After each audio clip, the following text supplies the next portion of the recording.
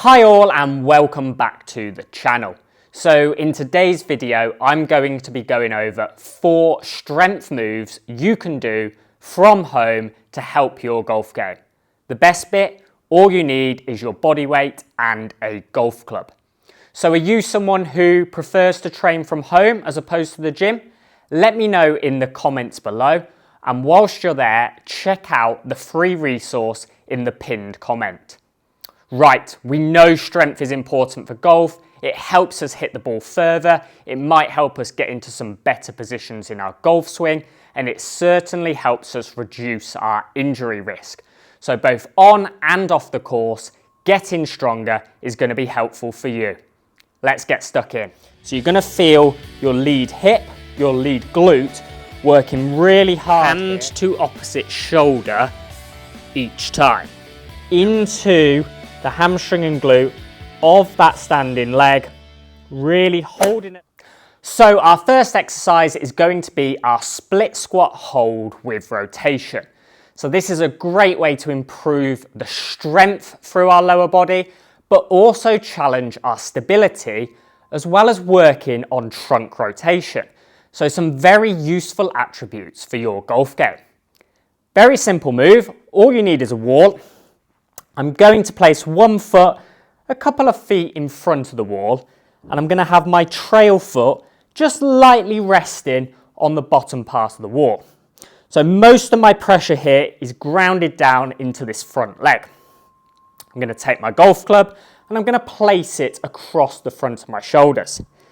From here, I'm going to hinge over slightly so that my upper body is coming into a golf-like posture. So I'm hinged over a little bit, club across the front of my shoulders, and nice and ground down into this front leg.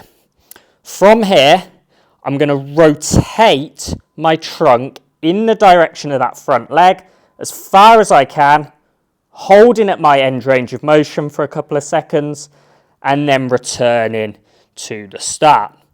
So we'll go through that again, nice and grounded down through this front leg, and then rotating in that direction as far as you can, holding at that end range before returning. Now, as you're doing this, we don't want to be coming up and out of posture through the upper body. So we want to make sure as we rotate, we're staying in that golf posture, making that coiled turn.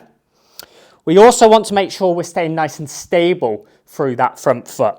So you might feel like your front foot is working quite hard here, but we don't want to lose that stability. We want to stay nice and grounded and really coil into that front leg.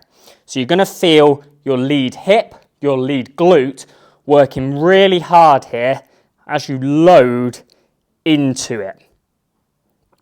Now, if that's a little bit too easy for you, you can place your rear foot a little higher on the wall and really challenge that lead leg a little bit more. So I'm still lightly pressing into the wall, but now my front leg has to work a lot harder as I coil in that direction.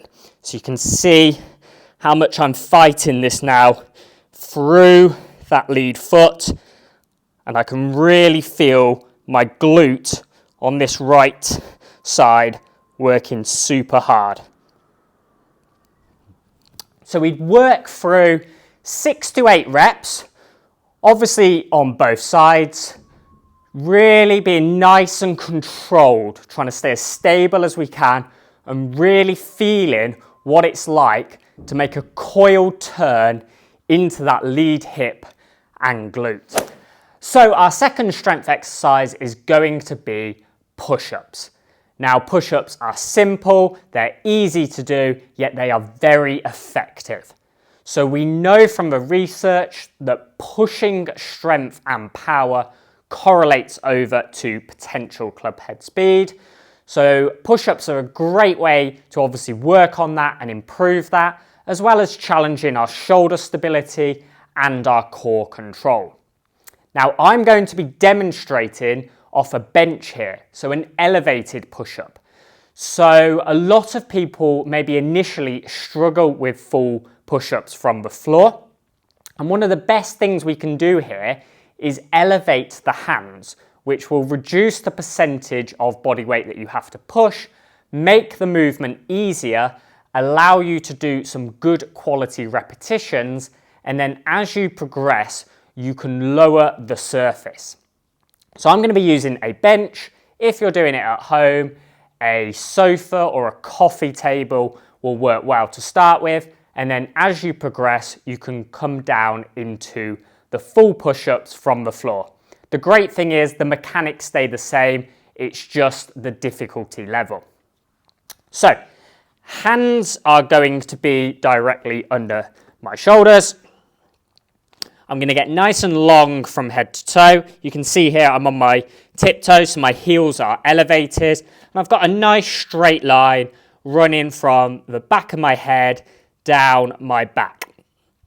I want to try and keep that nice straight line as I lower down, tapping my chest to the bench and then pushing myself back off. So I want to keep that body moving as one whole unit as I control down and then push up with a little bit of intent.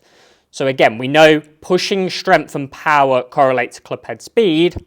So each time we want to feel like we drive off the bench with a little bit of intent.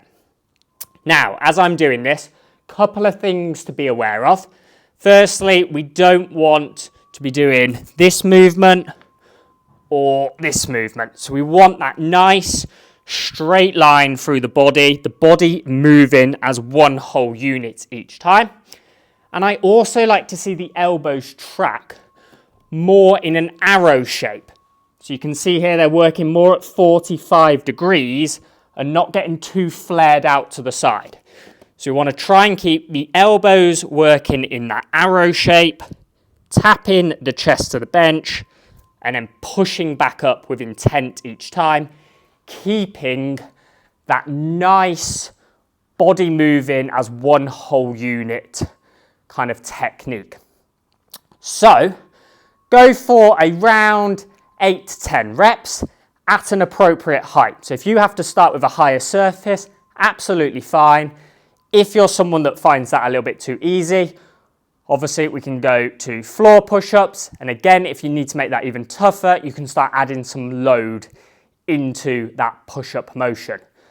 But push-ups, super simple and a lot of bang for your buck. So a great exercise for you to include at home when you're looking to get stronger for golf. Before we get to the final 2 strength exercises, just a quick reminder to please hit that like and subscribe button, as it really does help the channel out.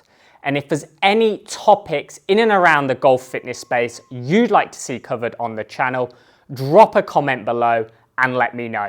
So our third strength exercise is going to be our single leg deadlifts.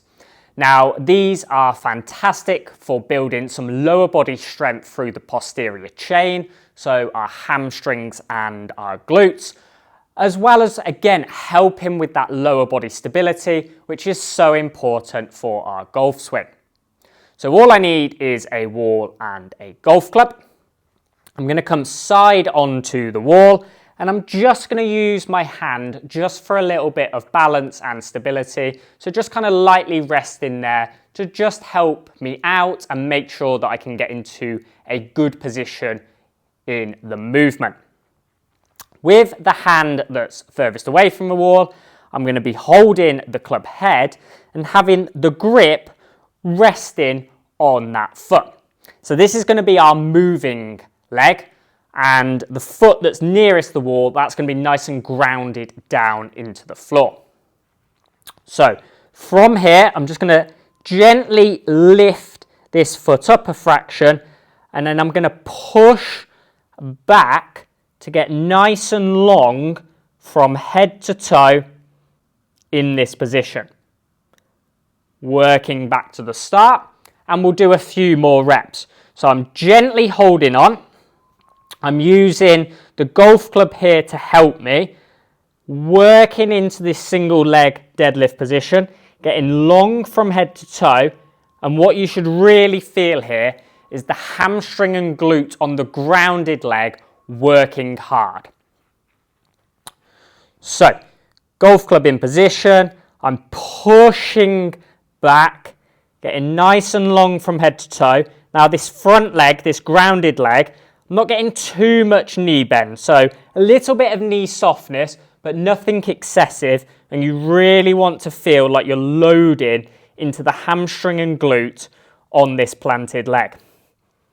Standing back up.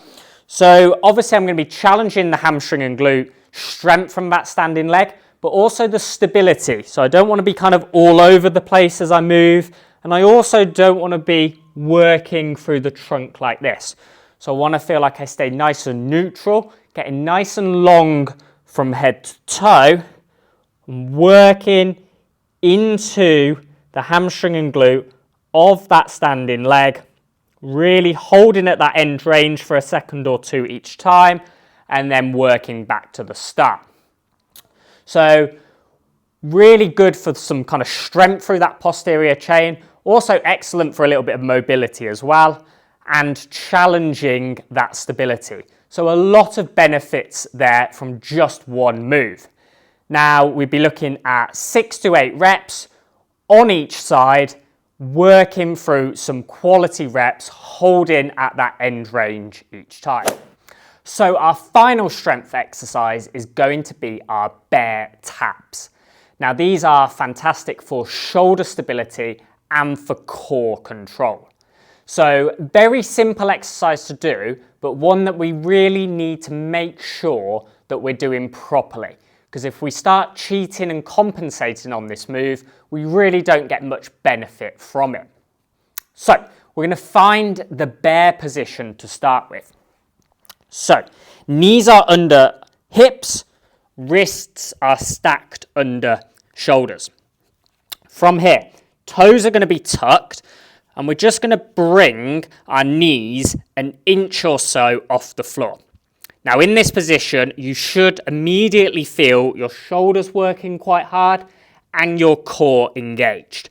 Now for some people, that position alone will be enough, and just holding that position for a few seconds, feeling the shoulders and the core light up, resetting and repeating. With the bear tap holds though, we're going to tap the hand to the opposite shoulder each time. So same position, knees come slightly off the floor, and then I'm going to work hand to opposite shoulder each time. Now as I do this, I want to try and maintain my original bear position as best as I can. So nothing else should be moving. So as I go, I'm not twisting like this, I'm not leaning up. Everything else stays the same, and I'm just tapping hand to opposite shoulder. Now obviously, as I do that, that will increase the challenge through the core, and it will certainly increase the challenge through the planted arm each time through that shoulder, as it has to stabilize a lot more. So, knees under hips, wrists under shoulders, toes tucked, working up a fraction and then tapping hand to opposite shoulder, trying to stay as still through the rest of the body as you can. And if you want to progress this, you can increase the length of the tap and hold each time, which will really increase the demand through the shoulder and through the core. So quite a simple movement, but quite a tough movement, especially if you're being very hard on yourself and making sure you do the movement properly without much twisting. So you could use some feedback on your lower back, for example. If you placed something on there and if you twisted too much, that would fall off. So some kind of feedback on that move can be quite helpful, because if we can really keep our original bear position as best as we can as we perform the taps, we're going to be getting some great stabilization through the shoulders, through the core, really useful for our golf games. And there you have it, 4 simple strength exercises you can do from home to help you both on and off the golf course. Give them a go and let me know how you get on.